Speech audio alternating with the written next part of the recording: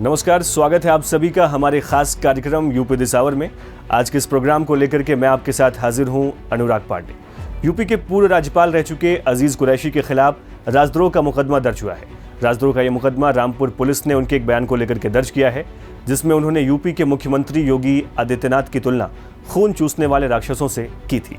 Rampur police के मुताबिक अजीज कुरैशी के खिलाफ राजद्रोह की धारा 124 ए के साथ साथ 153 ए, 153 बी और 505 ए के तहत मामला दर्ज किया गया है। आपको बता दें कि अजीज कुरैशी एक वरिष्ठ कांग्रेसी नेता हैं। वो 2014 से 2015 तक मिजोरम के राज्यपाल के रूप में काम कर चुके हैं। कुछ समय के लिए उन्होंने उत्तर प्रदेश के राज्यपाल के रूप में भी पदभार संभाला था। आइए सबसे पहले जानते हैं कि आखिर राजद्रोह यानी कि सेडिशन होता क्या है। दरअसल जब कोई आदमी यदि देश के खिलाफ लिखकर, बोलकर, संकेत देकर या फिर अभिव्यक्ति के जरिए विद्रोह करता है या फिर नफरत फैलाता है या इस तरह की कोई भी कोशिश करता है, तब ऐसे मामलों में आईपीसी की धारा 124 ए के तहत केस बनता है। अगर व्यक्ति इस कानून के तहत दोषी पाया जाता है तो उसे अधिकतम उम्र कैद की सजा हो सकती है। इसके अलावा आपको ये भी बता दें कि देशद्रोह एक गैर जमानती अपराध है।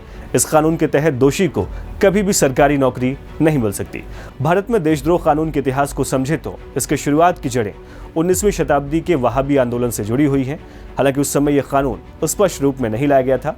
बाद में 1860 में अंग्रेजों ने देशद्रोह कानून को स्पष्ट किया और फिर 1870 में इसे आईपीसी में शामिल कर दिया गया। आज़ादी की लड़ाई में असहयोग आंदोलन के दौरान 18 मार्च 1922 को महात्मा गांधी को इसी कानून के तहत गिरफ्तार भी किया गया था। अंग्रेजों के ज़माने में बने इस कानून और धारा 124 ए में जिन शब्दों का इस्तेमाल किया गया है, उनकी स्पष्टता को लेकर सवाल उठते रहे हैं। कई बार स्पष्टता न होने के कारण इस कानून के दुरुपयोग की भी संभावनाएं बढ़ जाती हैं, क्योंकि कानून व्यवस्था राज्य सूची का विषय है और ऐसे में राज्य स्तर पर इसके बिना वजह के इस्तेमाल के भी मामले देखने में आते रहते हैं।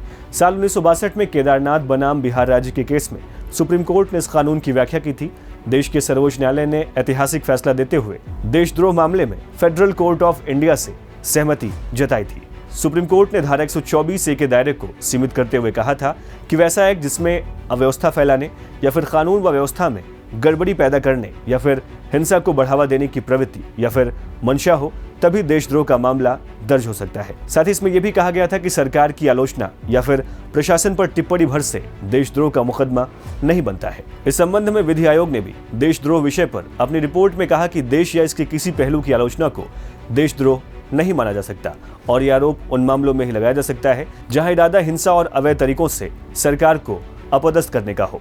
इसके अलावा जानकारों का मानना है कि भारतीय संविधान के अनुच्छेद 19 के सब क्लॉज 1 ए के तहत उपलब्ध अभिव्यक्ति के अधिकार और देशद्रोह कानून के बीच एक स्पष्ट रेखा खींचे जाने की जरूरत है, क्योंकि हमारे देश में कानून बनाने, उसमें बदलाव करने या फिर उसे समाप्त कर देने का अधिकार विधायिका के पास है। ऐसे में देशद्रोह कानून के दुरुपयोग को रोकने के लिए भी विधायिका ही सबसे बड़ी कड़ी साबित होगी। हालांकि कुछ जानकारों का मानना यह भी है कि पूर्व राज्यपाल अजीज कुरैशी ने जो बयान दिया है, इससे दो समुदायों के बीच तनाव भी पैदा हो सकता है और इस बयान के चलते सांप्रदायिक दंगे भी हो सकते हैं। ऐसे में अब देखना होगा कि इस मुद्दे पर कोर्ट अपना क्या फैसला सुनाती है। तो चलते चलते आप सभी के लिए एक जरूरी सवाल, क्या किसी राज्य के राज्यपाल के ऊपर उसके कार्यकाल के दौरान दंडात्मक कार्रवाई की जा सकती है? इस सवाल का जवाब हमें इस वीडियो के कमेंट बॉक्स में जरूर दें।